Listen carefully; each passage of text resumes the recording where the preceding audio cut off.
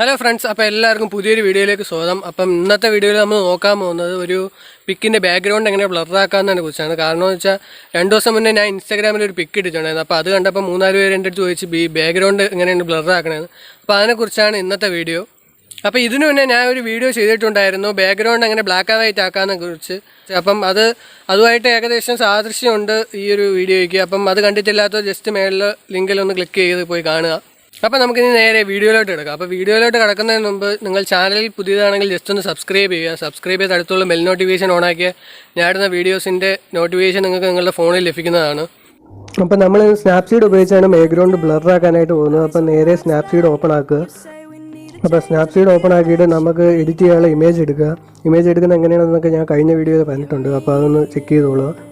Image open ആക്കിയതിന് ശേഷം tools ചെയ്യുന്ന ക്രോപ്പ് ഓപ്ഷൻ എടുത്ത് നമുക്ക് ആവശ്യമുള്ള ഭാഗം ജസ്റ്റ് ക്രോപ്പ് ചെയ്യുക. എന്നിട്ട് ക്രോപ്പ് ആക്കിയ ഭാഗം നമ്മൾ ജസ്റ്റ് എക്സ്പോർട്ട് ചെയ്ത് സേവ് ആക്കി വെച്ചേക്കുക. അതിനുശേഷം ടൂൾസിൽ പോയിട്ട് ഹീലിംഗ് ടൂൾ ഉപയോഗിച്ച് നമുക്ക് വേണ്ടാത്ത ഭാഗങ്ങളെല്ലാം ജസ്റ്റ് ഒന്ന് മാച്ച് കളയുക. കൂടാതെ നമ്മുടെ സബ്ജക്റ്റ് ജസ്റ്റ് ഒന്ന് മാച്ച് കളയുക. അതായത് ബ്ലർ ആക്കണ്ടാത്ത സബ്ജക്റ്റ് നമ്മൾ ജസ്റ്റ് ഒന്ന് മാച്ച് കളയുക. അത് കഴിഞ്ഞ ശേഷം ടിക്ക് കൊടുക്കുക.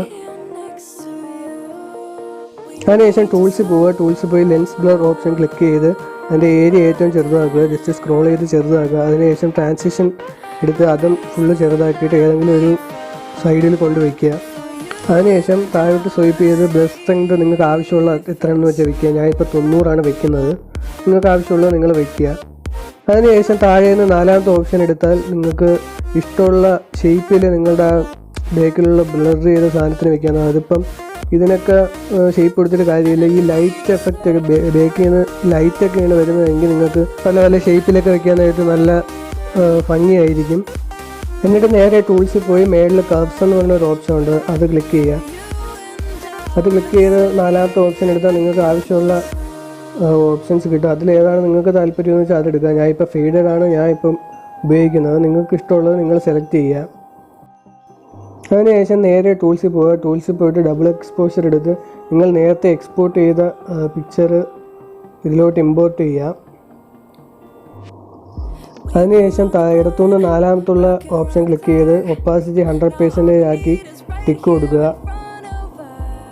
അതിനുശേഷം മേളിൽ എഡിറ്റ് സ്റ്റാക്ക് ഓപ്ഷനിൽ പോയിട്ട് വ്യൂ എഡിറ്റ്സ് ക്ലിക്ക് ചെയ്യുക. അതിൽ ഡബിൾ എക്സ്പോഷർ ക്ലിക്ക് ചെയ്ത് ബ്രഷ് ഐക്കണിൽ ക്ലിക്ക് ചെയ്യുക. അത് കഴിഞ്ഞ ശേഷം ഇൻവേർട്ട് ഓപ്ഷൻ കൊടുക്കുക. എന്നിട്ട് നിങ്ങളുടെ സബ്ജക്റ്റ് ജസ്റ്റ് ഒന്ന് വരച്ച് മാറ്റി കൊടുക്കുക. കറക്റ്റ് സബ്ജക്റ്റ് മാത്രമായിട്ട് മാറ്റി കൊടുക്കാനായിട്ട് ശ്രദ്ധിക്കുക. എത്രത്തോളം സൂം ആക്കാൻ പറ്റുമോ അത്രത്തോളം സൂം ആക്കിയിട്ട് ചെയ്യുക. ഇത് ഒരുപാട് സമയമെടുത്ത് ചെയ്യുന്നതാണ് നല്ലത്. കാരണം എത്രത്തോളം സമയമെടുത്ത് ചെയ്യുന്നോ അത്രത്തോളം നിങ്ങളുടെ ഇമേജ് പെർഫെക്റ്റ് ആയിട്ട് കിട്ടും. നിങ്ങൾ ഓടി വന്ന് പെട്ടെന്ന് ഒന്ന് ചെയ്തിട്ട് പോകാമെന്ന് വെച്ചാൽ നടക്കില്ല. കാരണം നല്ല സമയവും ക്ഷമയും ഉണ്ടെങ്കിൽ ഇത് ചെയ്യാൻ പറ്റും. അപ്പം അത്യാവശ്യം സമയമെടുത്ത് തന്നെ ചെയ്യുക. പിന്നെ ചെയ്യുമ്പോൾ ആദ്യം സൈഡ് ചെയ്യുന്നതായിരിക്കും എന്തുകൊണ്ട് നല്ലത്. എളുപ്പം അത് തന്നെയാണ്. പിന്നെ നിങ്ങളിത് ചെയ്യുമ്പോൾ വേറൊരു കാര്യം ശ്രദ്ധിക്കേണ്ടത് എന്താണെന്ന് വെച്ചാൽ ഈ സൈഡിൽ കറക്റ്റ് ആ തുമ്പത്ത് കൊണ്ട് തന്നെ ചെയ്യാതിരിക്കാനായിട്ട് ശ്രമിക്കുക. കാരണം നമ്മുടെ ഫോണിലൊക്കെ എടുക്കുന്നതുകൊണ്ട് കളർ പടർന്നതുപോലെ കിടക്കാനുള്ള സാധ്യതയുണ്ട്. അതുകൊണ്ട് കുറച്ച് സ്ഥലം വിട്ടതിന് ശേഷം മാത്രം നിങ്ങൾ മാറ്റുക. അപ്പം ധൃതി പിടിച്ച് ചെയ്യാതെ സമയമെടുത്ത് ചെയ്യുക. ഞാൻ ഏതാണ്ട് അരമണിക്കൂർ എടുത്താണ് ഈ ഒരു ഇത് ചെയ്തത്. അപ്പം നിങ്ങൾ ചെയ്യാൻ നേരത്ത് എത്രത്തോളം സമയം എടുക്കുന്നോ അത്രത്തോളം പെർഫെക്റ്റ് ആയിരിക്കും. അപ്പോൾ ഇത് ഞാൻ ഒന്ന് അടിച്ചു വിടുകയാണ്.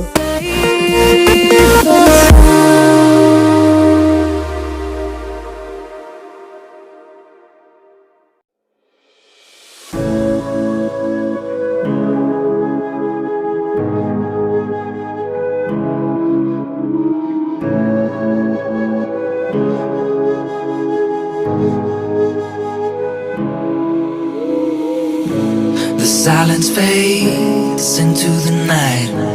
Coyotes sing at the moonlight. These open highways are calling our name, and now it's time for us to escape. Feel the wind touch our face. Let's take a spin to a foreign place. These open highways are calling our name, and now it's time for us to escape. Escape to a world world we don't know. Escape into the great unknown. Escape to a world we don't know. Escape into the great unknown. Escape, let's escape. Let's escape. അപ്പോൾ മുഴുവൻ subject match കഴിഞ്ഞാൽ നിങ്ങൾക്ക് തോന്നി just ഒന്ന് zoom ഔട്ടാക്കി നോക്കുക. ഇനി എവിടെയെങ്കിലും മാറ്റാനായിട്ടുണ്ടോ ഉണ്ടെങ്കിൽ അവിടെയും കൂടെ ജസ്റ്റ് ഒന്ന് മാറ്റി കൊടുത്താൽ മാത്രം മതിയാവും. പിന്നീട് താഴെ ഇൻവെർട്ട് ബട്ടൺ ക്ലിക്ക് ചെയ്യുക. അപ്പം നിങ്ങളുടെ പിക്ക് അവിടെ റെഡി ആയിരിക്കുകയാണ്. ഇനി ജസ്റ്റ് ബേക്ക് അടിക്കുക. ഇനി ജസ്റ്റ് സ്ക്രീനിൽ ടച്ച് ചെയ്താൽ നിങ്ങൾക്ക് നിങ്ങളുടെ ബിഫോർ ആൻഡ് ആഫ്റ്റർ കാണാവുന്നതാണ്. ഇനി നിങ്ങൾക്ക് എക്സ്പോർട്ട് ചെയ്ത് സേവ് ചെയ്യുക. അല്ലെങ്കിൽ ടൂൾസ് എടുത്ത് ഹീലിംഗ് ബട്ടൺ എടുത്ത് നിങ്ങൾക്ക് ജസ്റ്റ് ചെറിയ ഡോട്ട്സ് ഒക്കെ ഉണ്ടെങ്കിൽ പൂവിൻ്റെ അകത്ത് സബ്ജക്റ്റിൻ്റെ അകത്ത് ജസ്റ്റ് ചെറിയ ഡോട്ട്സ് ഒക്കെ ഉണ്ടെങ്കിൽ അത് ജസ്റ്റ് ഹീലിംഗ് ടൂൾ ഉപയോഗിച്ച് മാച്ച് കളയാവുന്നതാണ്. അപ്പം നിങ്ങൾക്ക് ആവശ്യമുണ്ടെങ്കിൽ ജസ്റ്റ് അതൊന്ന് ചെയ്യുക.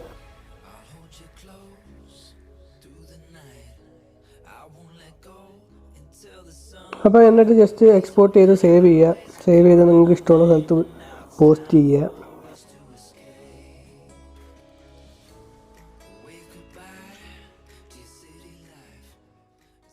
അപ്പോൾ എൻ്റെ ഈ ചെറിയ വീഡിയോ നിങ്ങൾക്ക് ഇഷ്ടമായെന്ന് കരുതുന്നു. എന്തായാലും തീർച്ചയായും നിങ്ങളിതൊന്ന് ചെയ്തു നോക്കുക. അപ്പം വീഡിയോ ഇഷ്ടപ്പെട്ടാൽ ലൈക്ക് ചെയ്യുക, ഷെയർ ചെയ്യുക, കമൻറ്റ് ചെയ്യുക, സബ്സ്ക്രൈബ് ചെയ്യുക. അപ്പോൾ അടുത്തൊരു വീഡിയോയിലൂടെ കാണാമെന്ന പ്രതീക്ഷയോടെ ഇറ്റ്സ് മീ നുഹാൽ സൈനിങ് ഓഫ്.